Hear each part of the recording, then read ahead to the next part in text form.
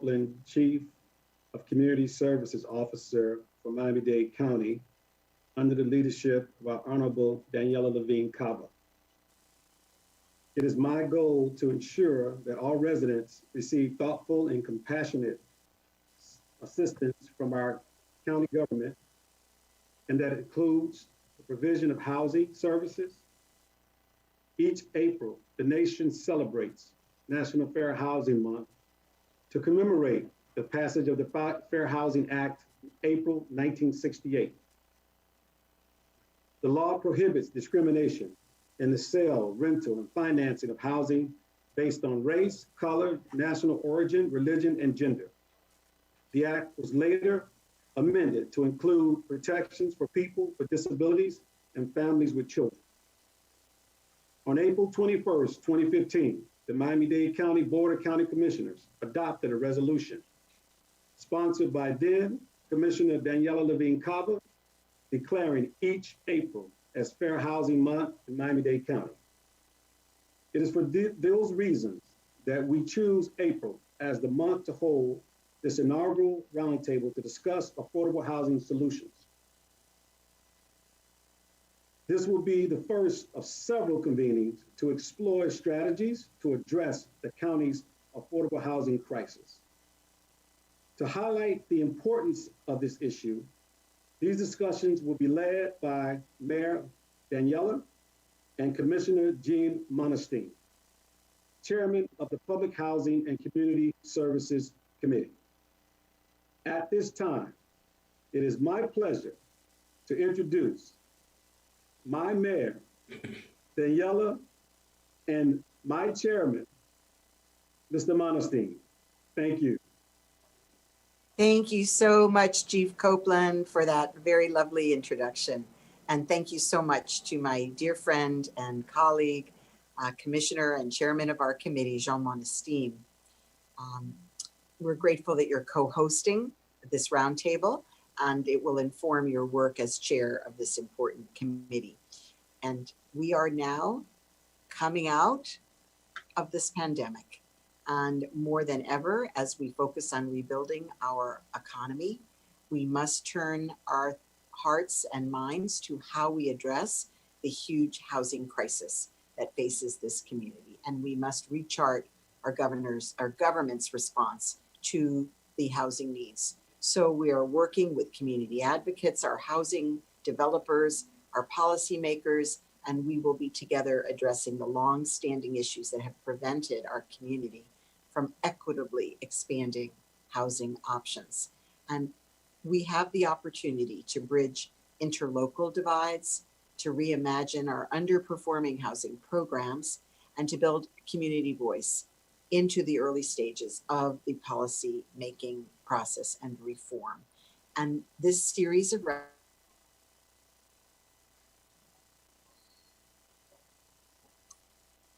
roundtables, Bill Wickland, Director Jason Smith, and Mr. Michael Liu, under the leadership of Chairman Monestime, these roundtables have the goal to develop with the community housing solutions that are equitable and sustainable. And now it's my great pleasure to turn it over to our fearless leader, an expert on this topic and collaborator in chief, Commissioner Jean Monestime. Thank you, Madam Mayor. Thank you, Mr. Copeland, and thank you to all those who joined today in this virtual meeting, a virtual town hall. Safe, quality housing is a fundamental building block for healthy communities. For Miami-Dade County to become a world-class community, we first must address those challenges that are preventing our residents from realizing prosperity and a high quality of life. We must address the housing affordability crisis by collaborating in new ways. We must innovate and challenge the status quo with new ideas.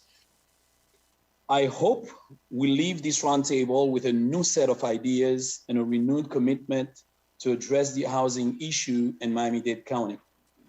I know that's what the mayor's endeavors to accomplish, and I want to help her to reach that goal. Thank you so very much.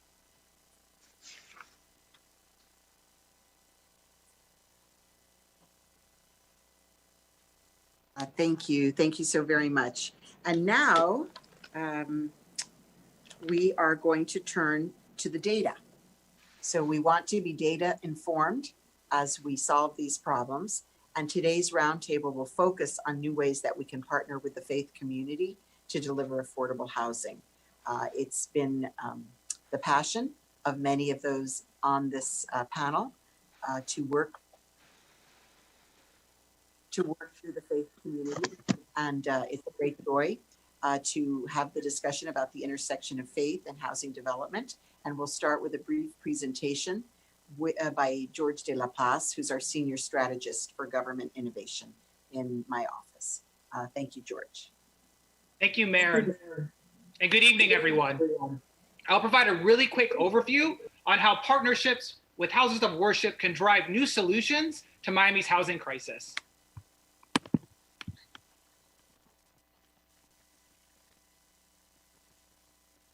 The county has recently partnered with the faith-based community to build 7 affordable rental developments.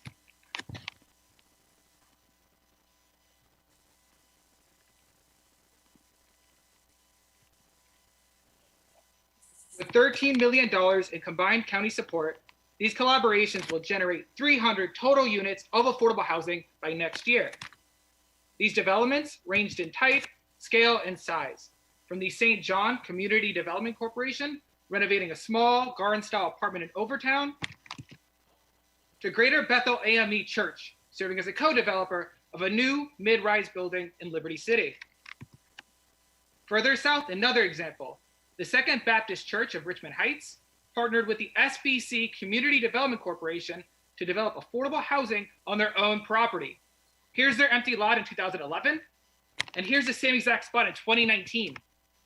After the collaboration activated the property with new low-income housing for seniors.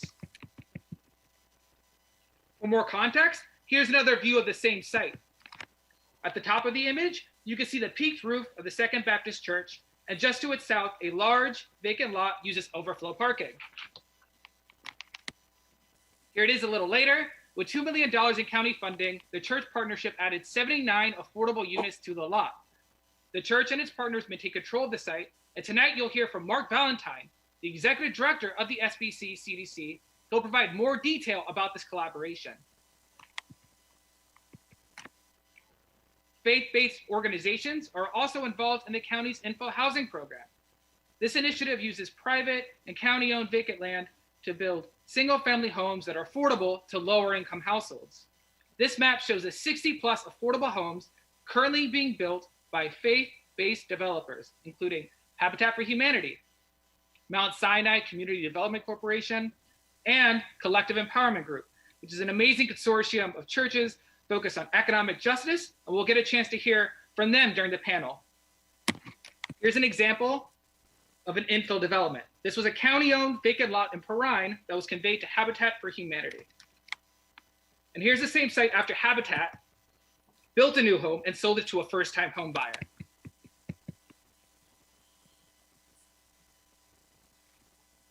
Commissioner Monestime's office is currently working with Habitat to build 4 similar homes in his district. Next, I'll touch on 2 resources that can help guide how we approach the activation of underused land for affordable housing. First is our Thrive 305 survey, which was completed by more than 26,000 residents across Miami-Dade. This survey asked residents what type of services they wanted to see in Miami after the pandemic. 1 in 2 respondents said that increased access to parks would be the most beneficial service to their long-term health post-pandemic. This survey also showed how COVID-19 has impacted Miami's various communities differently and identified several gaps in access to services. These findings can guide how we build affordable housing in the future to meet the changing needs of residents. By integrating affordable housing with access to parks and other public resources, we can create a more inclusive, vibrant, and healthier Miami-Dade. This map shows that surveyed residents are extremely supportive of increasing the supply of affordable housing. The areas in light blue, dark blue, and pink are where residents want more affordable housing to be built or preserved. These places include Miami Gardens, Hialeah, Homestead, North Miami Beach, and Kendall. Due to the leadership of the mayor, the Board of County Commissioners, and the Department of Public Housing, we are already seeing an historically unprecedented expansion to the county's affordable housing supply. However, we know it is not enough and that the demand continues to outpace our growing supply. To meet this urgent demand, the county must continue to form creative partnerships to build even more units faster. The University of Miami created a free online map to help solve this problem. Their land tool maps out the distribution of underused land owned by Miami's various municipalities, civic, and faith-based institutions. This information allows civic groups to identify potential development opportunities for affordable housing on empty or underused lots. Land tells you where these properties are located, who owns them, and how they can be aggregated to create larger parcels. These blotches are underused properties owned by some type of faith-based institution. This tool shows that local religious organizations in aggregate are some of the largest owners of land in Miami-Dade. Churches, mosques, and synagogues own 700 lots of vacant or underused land across Miami-Dade. Some of these lots could potentially be used to build affordable housing or some type of other community facility to serve congregants in a new way and generate additional revenue to their organization. To begin to close out, with land, users can identify where there are concentrations of vacant institutional and local government-owned land abutting each other, like this example in Liberty City. Here we have two religious-owned properties in pink. The Jewish Community Center of Fort Lauderdale owns both of these properties off 18th Avenue. Abutting these lots, we have a surplus county-owned property, which is shown in light blue.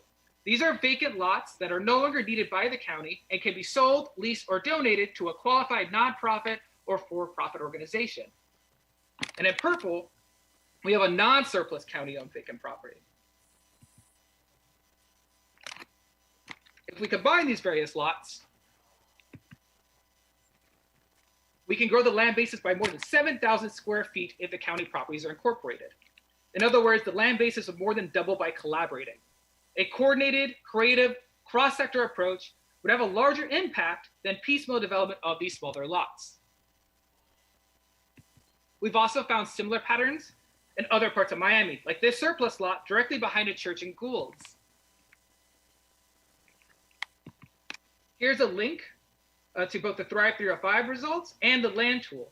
Thank you all for your time. Thank you, George. Thank you. Thank you. During this portion of the roundtable, we will interview housing experts and practitioners. It is my pleasure to introduce Mark Valentine, Executive Director of SBC Community Development Corporation. SBC Community Development Corporation has successfully developed the John and Anita Ferguson Housing Complex in Richmond Heights. This development in partnership with Second Baptist Church is a model that could be reproduced around the county and around the nation. Mr. Valentine, please explain the legal relationship between the Second Baptist Church and the Community Development Corporation. How did you address some of the challenges that you face? Well, the first thing we did, and good afternoon to everyone. The first thing we did, we created a separate entity. The church created SBC Community Development, a corporation. We're a faith-based nonprofit entity. And the primary purpose of doing it was twofold. One was so we can receive government funding. And two, because there was property that the county gave it to us. Jason mentioned earlier something about surplus property. And this all started because the county gave us a little over 3 acres some years ago of surplus property. And that was the nexus for starting the affordable housing. So the SBC CDC was created separately from the church. We're our own legal entity. And as a result, we became a co-developer with Cornerstone. So we were able to get the financing that the church otherwise is not eligible to receive as a religious institution. Well, but you had site control challenges, you had financing challenges, community relation challenges. How did you deal with those? On the site control issue, as I mentioned earlier, the county had, it's interesting how it developed. The county gave us over 3 acres of surplus property. But if you're not familiar with Richmond Heights, our church abuts a neighborhood recycling garbage area, you know, not a landfill, but where the neighborhood brings all their trash. So Transfer station. Correct, thanks. So the decision was made not to, it wasn't ideal to build housing on that site. So we went back to the county and got a resolution to basically flip-flop development sites. So the church and the CDC already own close to another 3-4 acres of land as well. So we got site control twofold. One, because the county gave us ownership, and then we extended the site control because the CDC was the development arm. We entered into a lease, a long-term lease arrangement on the portion of property that's owned by the church. So we had an extended lease agreement, long-term lease agreement, and that coupled with some portion of the property that we own in fee simple. So that's how we established our site control. Once we got site control, we had to go through a zoning process to this project actually started in the early 80s, late 70s, under our former pastor, Pastor Ferguson. There was already a zoning approval to do a multi-family site, a multi-housing site project. So we went back to the county and got the zoning modified. We got the support of in particular, the neighboring of our neighbors in the Richmond Heights community. They were behind it. So we had site control, we got community support. So those were our two biggest hurdles. Then once we got that, we RFP for a co-developer. We were fortunate to get Cornerstone as our co-developer. They had the experience and they had in particular with affordable housing.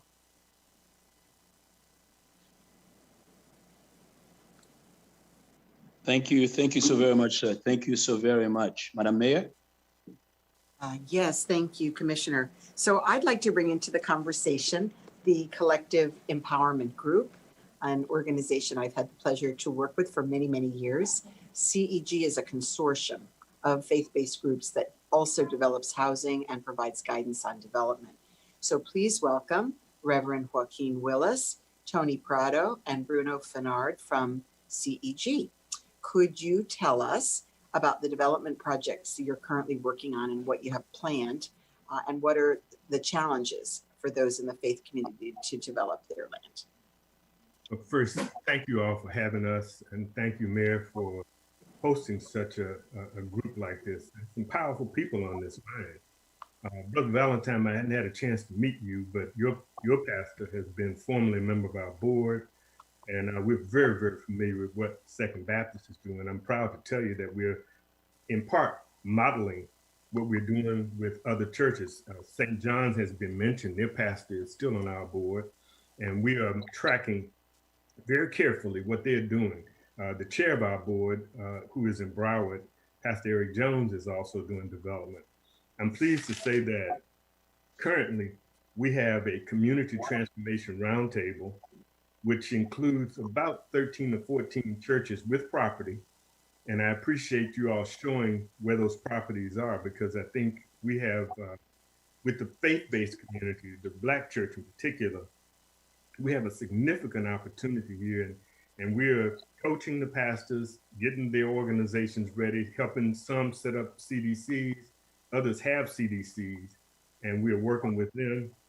As we look at this, speaking to the solutions, and I'm going to have not Pastor, but I'm going to ask Tony Parado to speak to the challenges, and I'm also going to ask Bruno to speak to the faith-based collective we have. We have an opportunity now to provide more stock, smarter and smaller units, and to address the other issues of quality food, quality health, and creating more jobs. Our concern is that if we don't do some of the auxiliary development, and many in our church can do this, they can build new businesses, they can help build houses and build projects.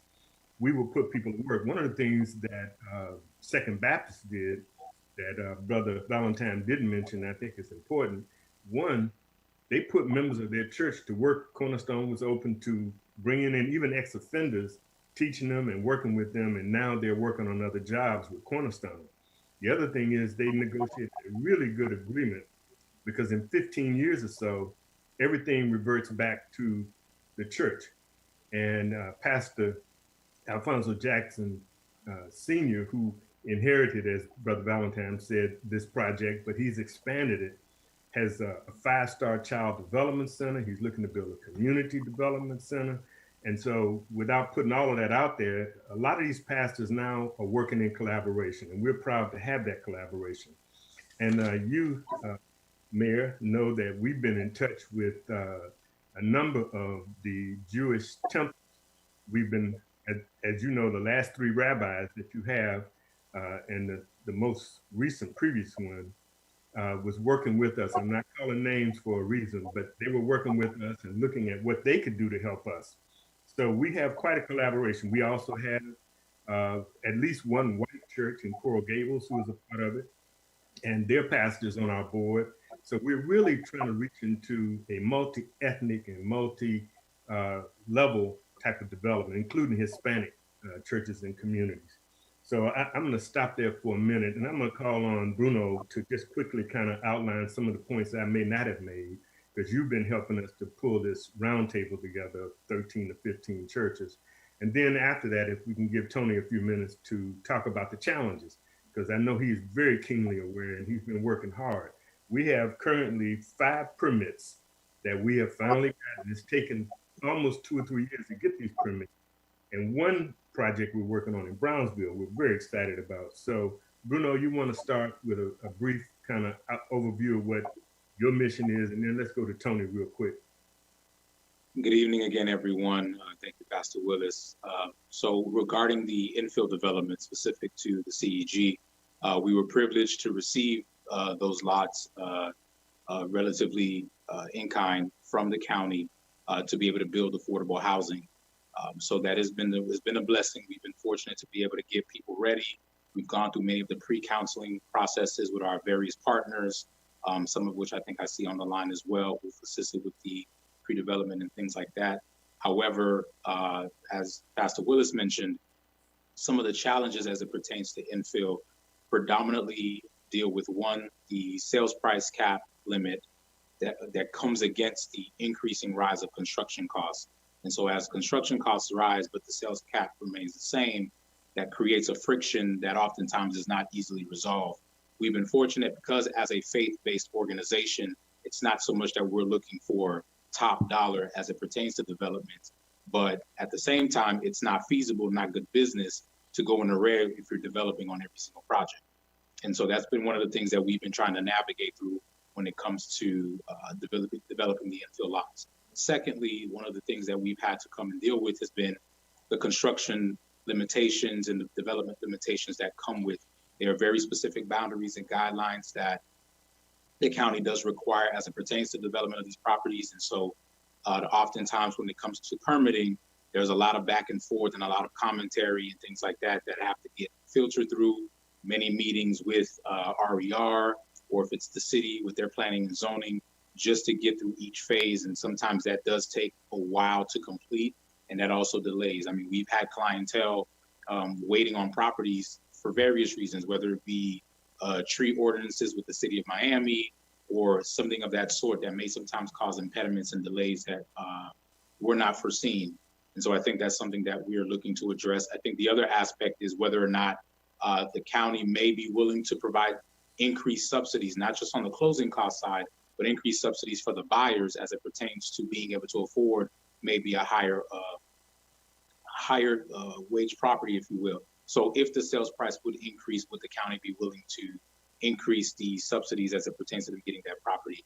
I know as of right now, the maximum is around $70,000 that they're getting for those properties. And so that becomes an impediment sometimes in terms of getting the buyers ready.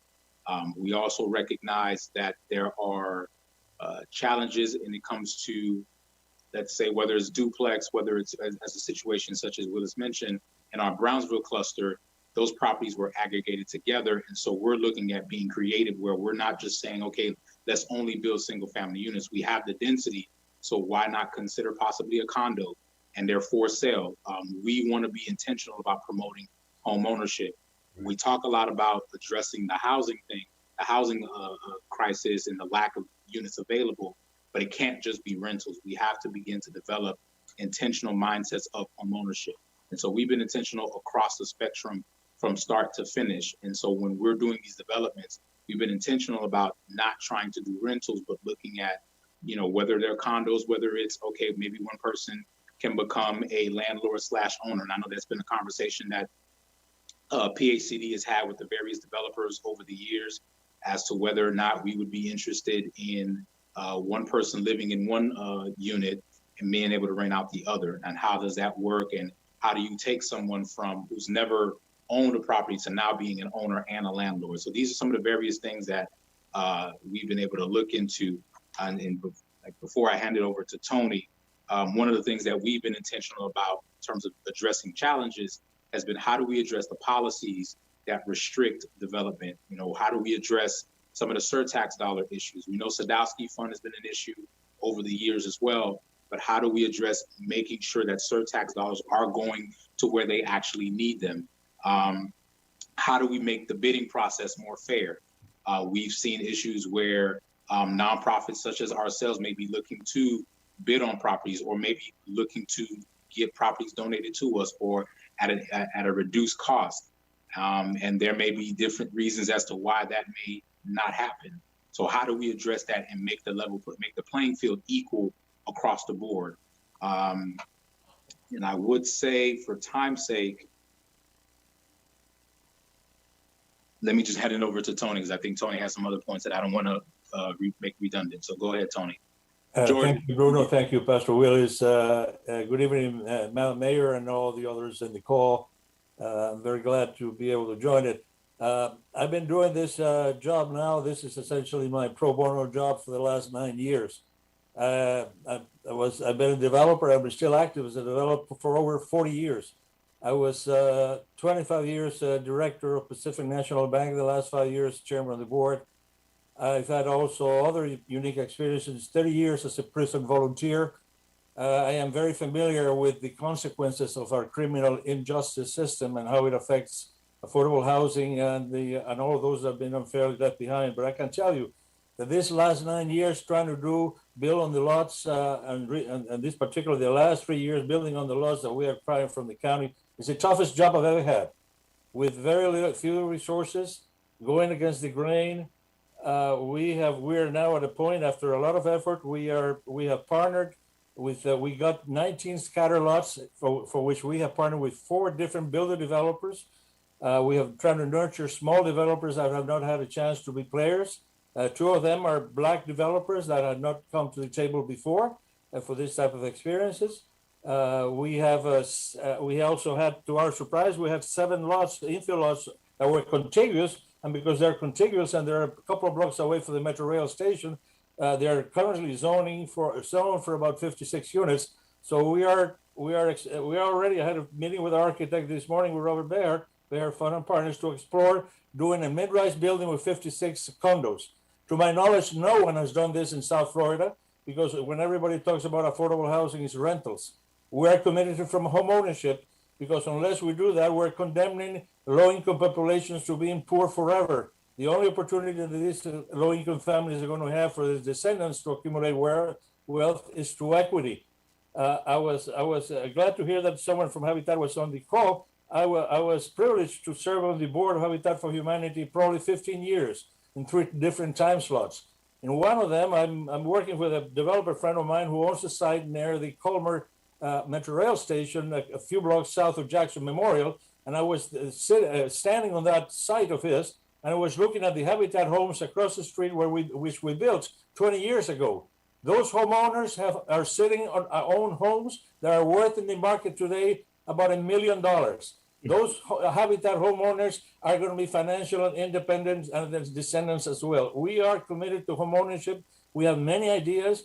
There's a very successful developer in town that told us that we were crazy, that the homeownership for low-income people would be too much a burden on them, that it would be better to just give them rental assistance. We do not agree with that, and we want to prove that developer wrong. We want to show the community that we can bring homeownership to low-income population, to train him before when they're currently just tenants in another development, to train him and prepare them from homeownership, to train him to teach him how to manage a condominium association, to prepare to take the responsibility of homeownership and be prepared for the future. It's very difficult. No one is trying to do that. We are committed to doing homeownership to put low-income, particularly Black low-income people that have been unfairly left behind, to get them to be homeowners, just like the Habitat homeowners. But we believe that the future is going to have to be in multifamily. That single-family home, because the economics of land value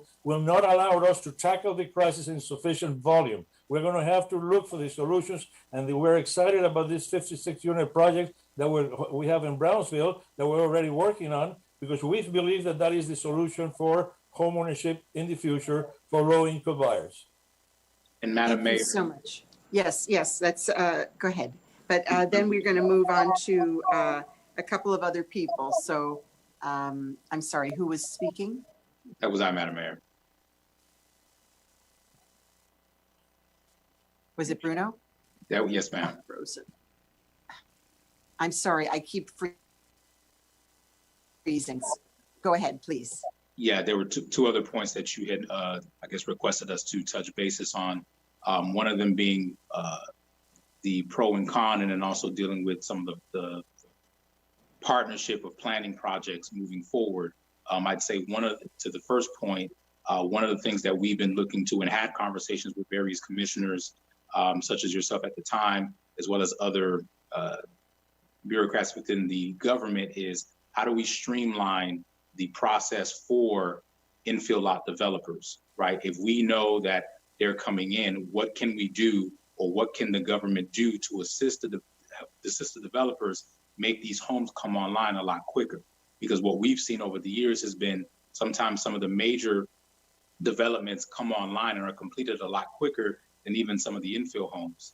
And so what are we doing to maybe address that? So that's probably been one of the things that we've seen over the years. And to the final point that you, I guess, requested to touch base on, what does that partnership look like with many of the faith entities? Jorge and I have had this conversation for some time, going back to the cohort at UM. I believe the faith community is one of the largest landowners in the state of Florida, specifically in South Florida. And so we have an opportunity as the faith community to really put a significant dent in the housing deficit that we are currently facing. And so what we're looking to do is to dovetail from what Pastor Willis said, is to make sure that there's an educational component that we have with these pastors and with their CDCs or their development board. Because oftentimes a major entity may come and say, hey, we'll give you this money and we'll take care of it. And oftentimes what that does is, because of a lack of information, my people destroy for lack of knowledge, they may go through with it and miss out on an opportunity to really do something significant.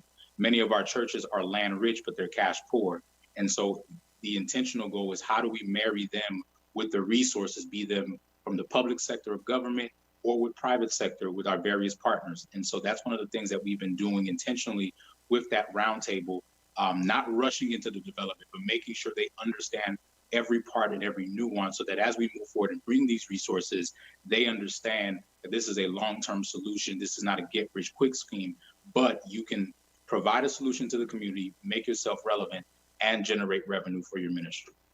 Thank you so very much. And I would like to ask that Mr. Liu, Director Liu, let us know now what funding is available for the faith community to develop housing and how we can incentivize that development. And then I'm going to be going in an elevator. So if Jason, if you could pick it up from there, that would be great. Mr. Liu. Thank you, Mayor. And again, I'm very excited about this event. Chairman Monestime, it's great to have your support for this as always, and of course, Chief Copeland. The good thing about the financing that's available for faith-based group, there's no discrimination against faith-based groups to try to access this money.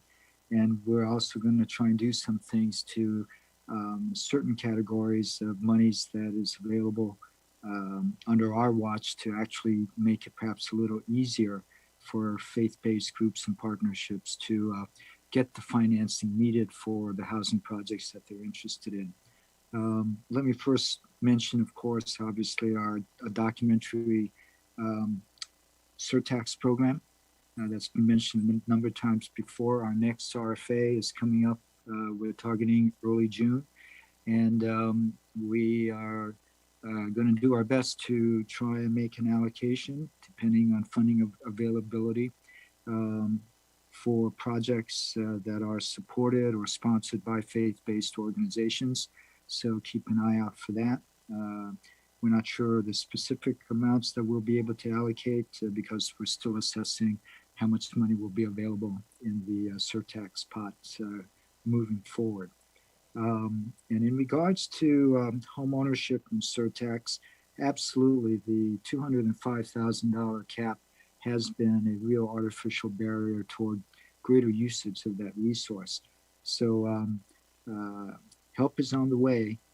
Item 4C on this upcoming May 4th BCC is an item that raises that $205,000 cap.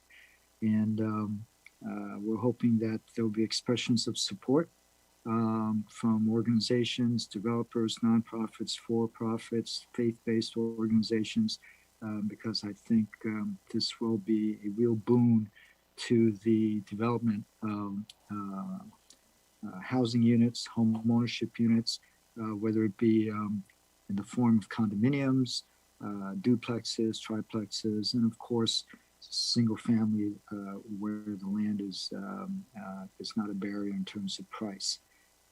So definitely surtax is a source.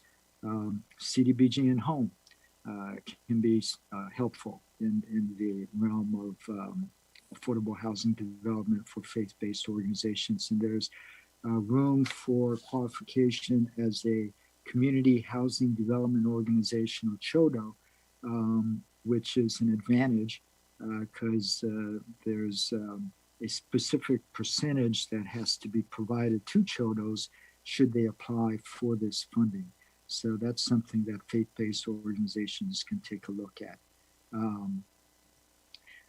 Florida Housing Finance Corps, state organization that manages the low-income housing tax credit program, both 9% and 4%. Faith-based organizations are open to compete for those dollars. And then there's the State Apartment Incentive Loan Program, the SAIL program, which is also open to competition, and faith-based organizations certainly can compete for those funds either by themselves and or in partnership with other partners. And we're hopeful that this year we will get SHIP dollars, State Housing Initiative Partner dollars. We did not get any money last year, but this is money that can be used as grants. And as such, we think that there is a place for them for the down payment assistance, closing cost assistance, which will be needed to assist those on the lower end of the income scale, but who can still qualify because they have steady jobs, good credit ratings, etc., and should be given an opportunity, again, in the home ownership realm. Let me also mention, don't forget your regular bank financing. If you have good relationships with the banks need community reinvestment credit. Under the Biden administration, CRA is going to be beefed up. And banks are offering special programs, both lending programs and equity programs for the financing of affordable housing projects. And faith-based organizations may be well positioned to take advantage of what I think is going to be a very significant increase in the amount of bank financing because of CRA requirements. And don't forget HUD loans directly from their multifamily units and the Federal Housing Administration. Don't forget Fannie Mae and Freddie Mac, as well as the Federal Home Loan Banks. All of these under the rubric of the GSEs, right? So as you can tell, there are a lot of layers, but they can make a really nice cake at the end of the day. So this is great to see the interest is there and that there are really a lot of smart people already doing this and they're here today and it can be done. And that's the positive side of things. Thank you very much. Thank you, Director Liu. So we want to open it up to questions from those who are participating and those who are viewing this webinar. At last count, we have 93 individuals who have joined us today to learn from these professionals, those practitioners in the faith community who have developed successfully housing on their land, and those professionals in the faith community who are yet developing. So, you know, I am looking at the screen and I'm hoping that I'll be given access to identify those people who have raised their hands. And if you can, please, everyone, raise your hand. Use the raise hand function at the bottom of your Zoom screen to let us know if you have a question or if you'd like to participate in this discussion. Pastor Willis has his hands up. Okay. Jason, thank you. Very quickly, let me say, I failed to mention something that Michael Liu just reminded me, that our collaboration includes banks. And not only have they been contributing to the CEG, initially, that's where our initial capital came from grants from banks and their foundations.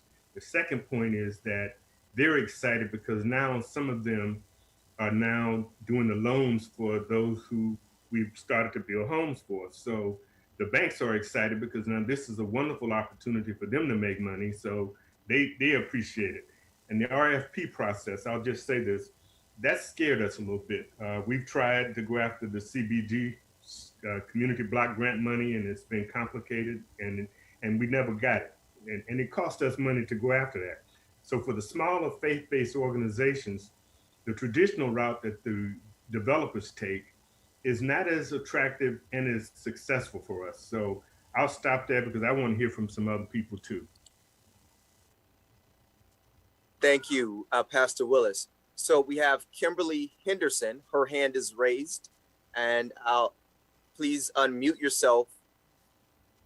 Hi, Kimberly. Actually, that's because I'm struggling with the technology. But since you've given me a platform, I do want to ask about the what the proposal is for the sales price, the maximum sales price, and I would also suggest respectfully, I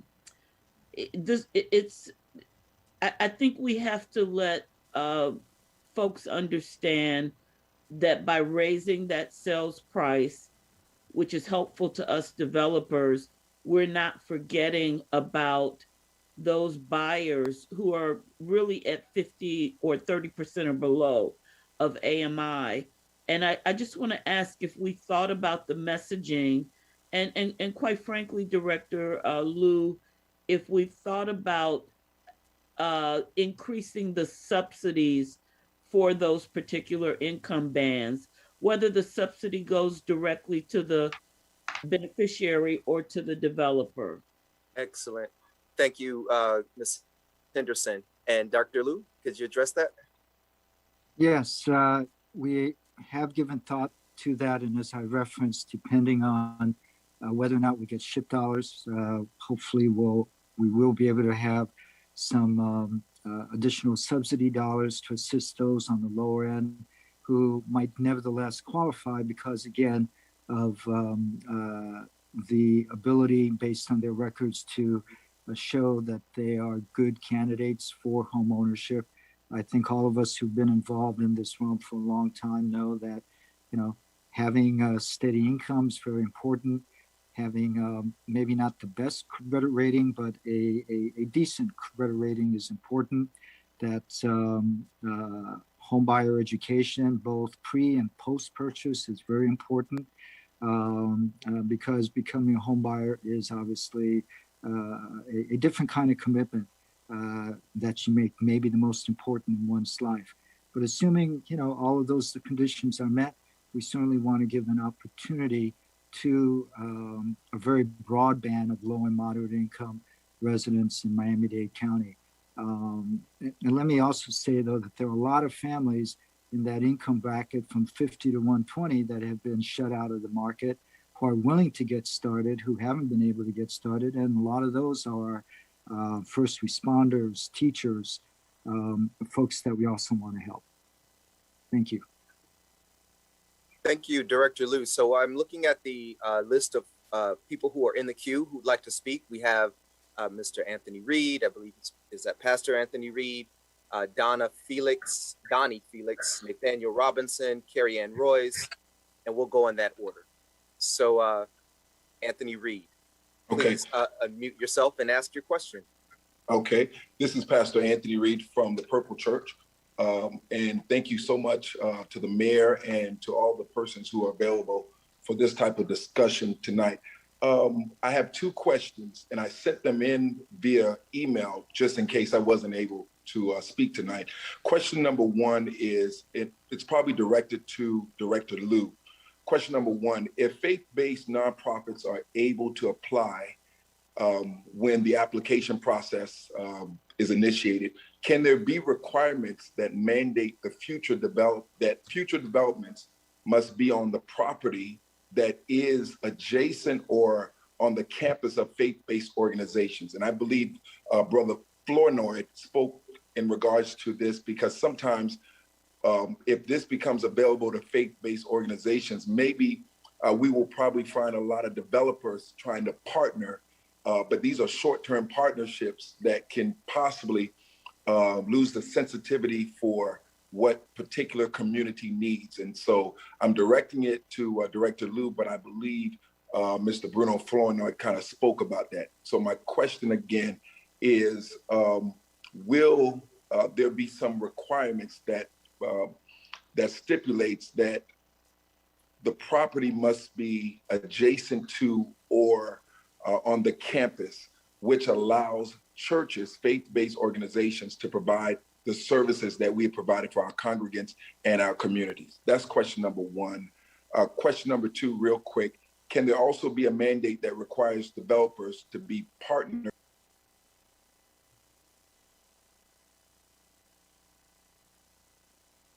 I think we might have lost Pastor Reed.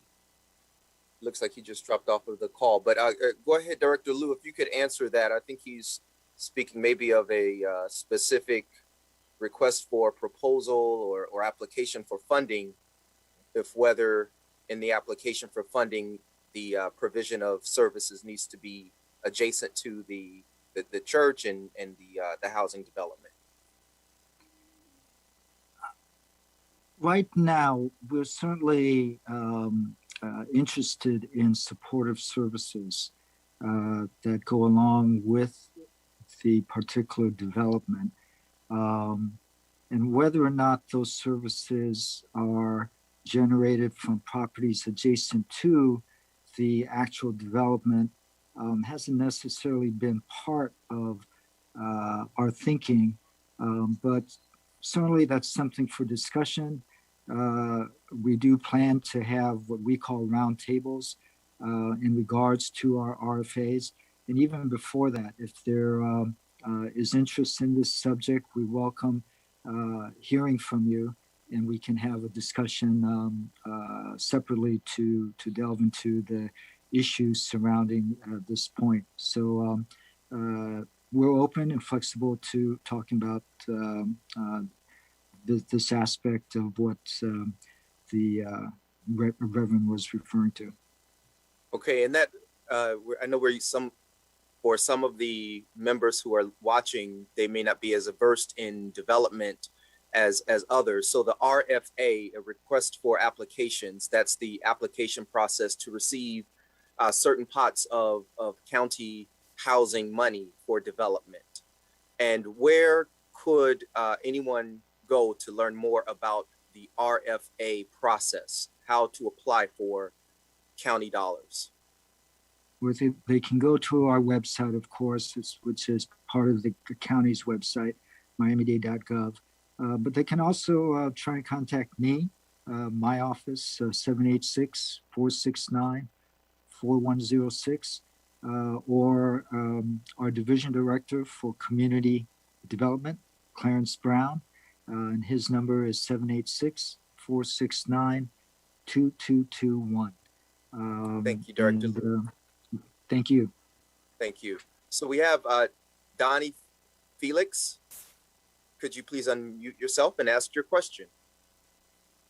Yeah, good afternoon. Again, my name is Donnie Felix. I'm a newly elected official. I'm a council member in my city. I'm joining from Brevard County, particularly Palm Bay, Florida. And I know I realize the discussion focused more on Dade County, Miami in particular. It's just fascinating to me. I've been a champion of affordable housing and so on, and I'm still learning. I have a lot to learn. This subject is vast. It's interesting because that's a question that came up. A friend of mine, he's an elder of a church. They have a big property. Now the dynamic is we have tons of land. We're only 40% built out. We're one of the Florida largest city. We have tons of land. And he has that very question. They'd love to develop on their property, in the church property, how that would work. And I didn't have an answer. I still don't.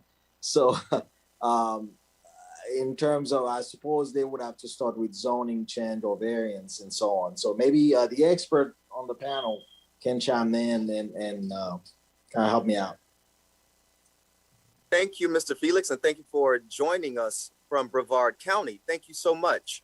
That just goes to show the interest in this issue. So Pastor Willis of CEG, if a church is in a similar situation and they want a step-by-step guide of how they can turn their property into development, housing development, right, could they contact the CEG? Do you all serve as in an advisory capacity to help?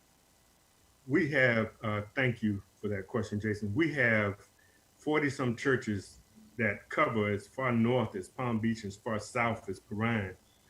So yes, and what we are seeking to do, and his questions typify what we have been experiencing, we need to be counseling our pastors and churches on how to package these opportunities. And I don't agree with Pastor Reed, because the reality is some of the churches own property that's not adjacent to the facility. And that's the best development, because politically, a lot of the members of churches, they don't want to touch that temple. So if you come up with a CDC and you show the property and it's not going to impact the ministry, you have a much stronger argument. And you can build your capacity, which will feed back into your church financially and human-wise. So yes, we encourage that. We encourage them to join us. And if he's a part of any clergy group that's interested, we want to know about them because we want to help. But as you just pointed out, we're here in Dade. We started in Dade because this is the epicenter of problems right here in Dade. So I applaud us for doing that. And that's my answer. And I know other hands are up, so I'm going to stop there. Pastor Willis, how would Mr. Felix contact the CEG or any other church that is on this call? How do they contact? And you can go to our website. And Bruno will tell you that. And actually just Google Collective Empowerment Group of South Florida, and you'll see our website. And our website is broken down into membership, partnerships, and other types of benefits. And we're really pleased now. We're starting to showcase the models of homes that we're building, especially the smaller models that we think will be a new and exciting offer for Miami-Dade, where land is very, very scarce. Now in Broward, they're still building the 3 and 4 single family homes, but it's still pricey. So we've got to work through the political logistics in those counties. And I'm really pleased that Commissioner Monestime will tell you, we've met with just about every commissioner, and we go in with the pastors in those regions because we want to help them make those political connections in their region, and we back them up, the CEG. We try to provide the educational resources. We're also partnering with enterprise community partners, and they've been helping us here and nationally to get smarter. So we're becoming very knowledgeable of faith-based development. Excellent. Thank you, Pastor Willis. We have time for 2 more questions from Nathaniel Robinson and then from Bruno. Good evening, all. This is Reverend Nathaniel Robinson III. I'm the senior pastor of Greater St. Paul African Methodist Episcopal Church in Coconut Grove. And I'm also the president and the CEO of the St. Paul Community Development Corporation. I'm on tonight because Greater St. Paul owns 8 properties. They're scattered properties, and that has about 40 units of housing, of affordable housing. Not all of that housing is occupied because of the conditions of the dwellings. Greater St. Paul is in a great position because we own all of our properties outright. We have absolutely no debt. We don't own anybody. We own everything ourselves. The challenge is RFA and RFPs are very intimidating. And because we are a very small operation, we really aren't in the best position to compete with the developers that do this all the time. So it's been a challenge for us to even get through those processes and even submit applications on time. My question is, with us positioned where we are, we have the church, we have the CDC, which is the vehicle that we need for the funding. We own the property outright. Some of our buildings, though, were built in the 30s, 40s. They're dilapidated, not in good shape. We're more than willing to demo some of those and put up more adequate housing or even increase our housing stock so that we can be a part of increasing the housing in Miami-Dade County. What can we do? We're ready to move. We just need some help. That's a great question, and I think it's going to warrant us as a staff to sit down and think about how best we can assist. But Director Liu, in the limited time that you have, you just heard this question. Do you have any thoughts off the top of your head about maybe some funding streams, or would it just be best to sit down with the CDC and also look at new partnerships and also partnerships with CEG? I think you nailed it on the head. I think both prior questions leads to the issue of being able to tap into resources like CEG or other nonprofits, neighborhood housing services, rebuilding. All of these groups might have the ability and willingness to assist to provide that type of the technical assistance in moving forward. So I think it's a good day when people can collaborate and communicate in this way. Okay, Reverend Robinson, we urge you to please reach out to PHCD Director Liu, follow up with our office. My email address is jason.smith2@miamidade.gov. And we would love to help you work through those issues. Mr. Fnard, Bruno, you have your hand up. Thank you again, Jason. And these, I guess, last subset of questions may be directed to either you, Chairman Monestime, or even Director Liu. The first question he mentioned early in the beginning of his presentation in regards to the potential sales price increase that will take place. Will there be will there be an increase on the subsidy side as well to go along with that increase? Because if I'm not mistaken, the 205 was in conjunction with about approximately 70K. So will there be an adjustment to that? That's question number one. Question two, or I guess commentary, you mentioned the CRA dollars, which will be critical because as Tony can attest to, and he's our finance person, it was a challenge getting CRA dollars for the infill program to be able to build affordable housing. And so the issue sometimes becomes which comes first, the cart or the horse, where you need to have the development for them to consider you, but then you also need the money to begin the development moving forward. And so that's been something that I think many of the nonprofit developers have had an issue with when it comes to the infill. So I don't know if that's something that maybe the mayor's office can maybe consider And even also moving forward as far as potential developers that are interested, looking into mandatory minority inclusion.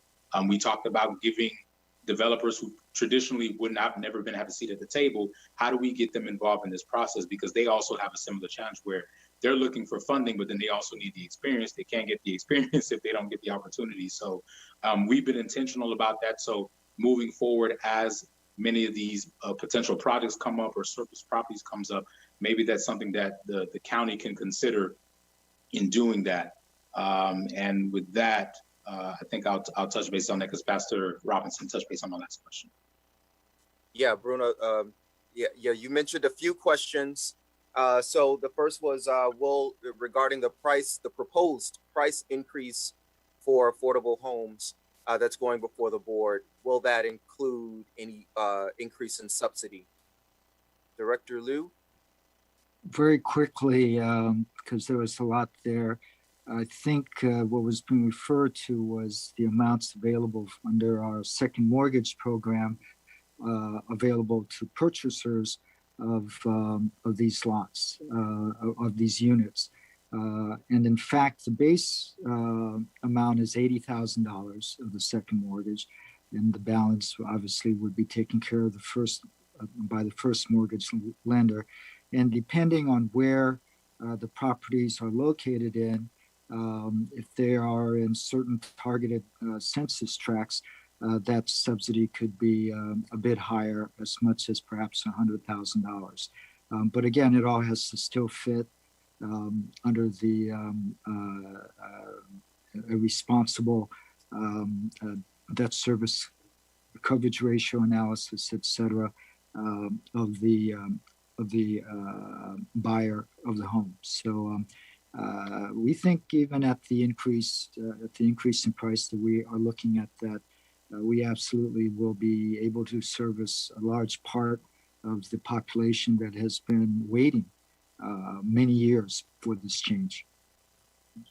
Thank you, Director Liu. I want to go, okay, so we're coming to the end of our time, and I see a number of hands up. That just goes to show that this is a very important topic that everyone is interested in. And the mayor and Chairman Monestime mentioned earlier that this is the first housing roundtable that we will have. I would like to take Mr. Jerry Flick, who has his hand up, and then I think we'll have to turn it over to the mayor and Chairman Monestime to close us out. And I just want to thank everyone for participating, and please know that we will continue the discussion after this webinar. Our doors are always open. So Mr. Flick. Yes, Jerry Flick.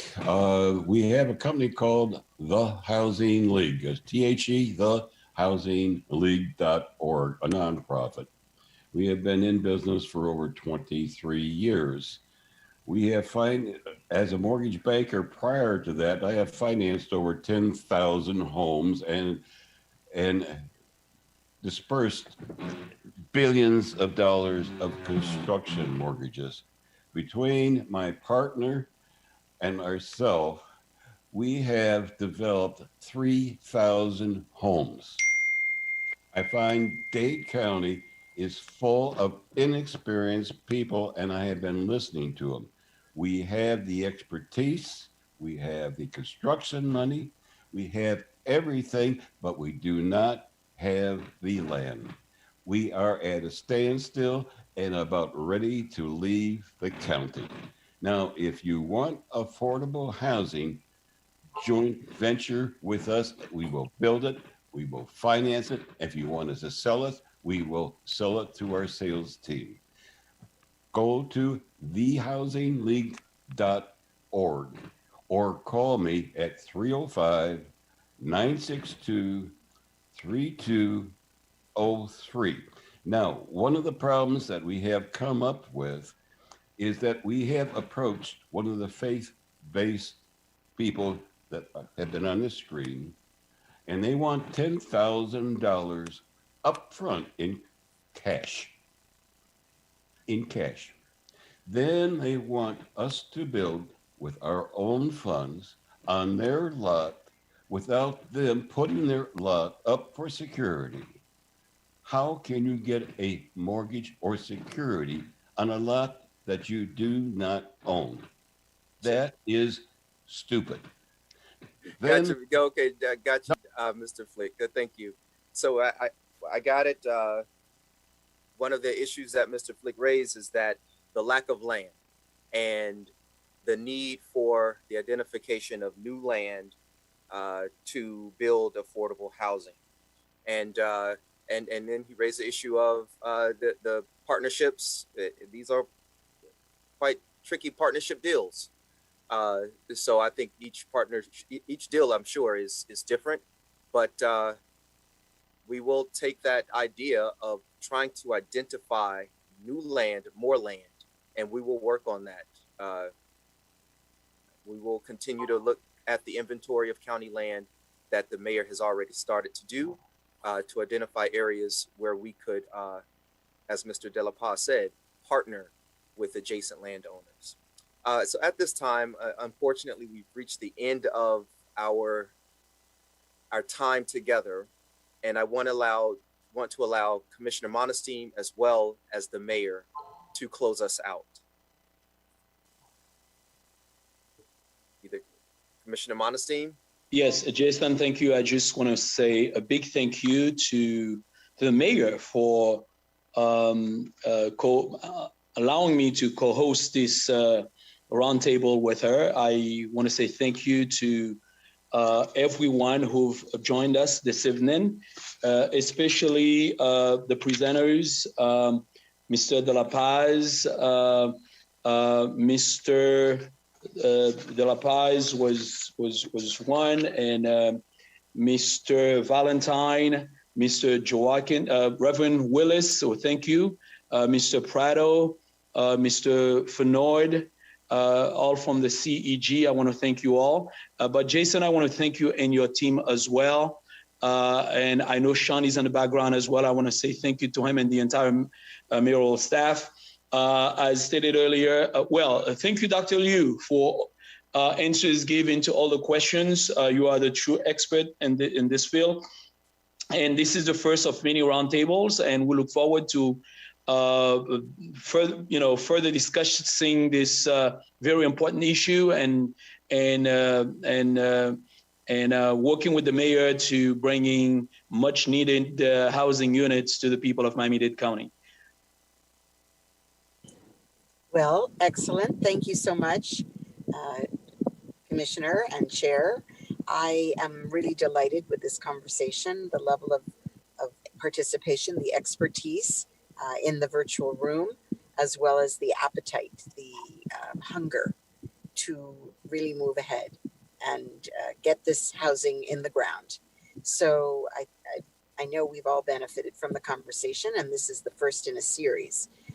As Jason said, we are working aggressively to identify ways that we can streamline the process, simplify, promote approvals, identify land, and work with you to partner to truly get this done.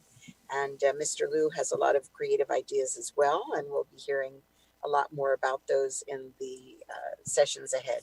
So thank you so much to the organizers and Jason for taking the lead with PHCD, and to all of you for participating. We stand ready, willing, and able to get those, shots in the arms and housing in the ground. So thank you very much, everyone.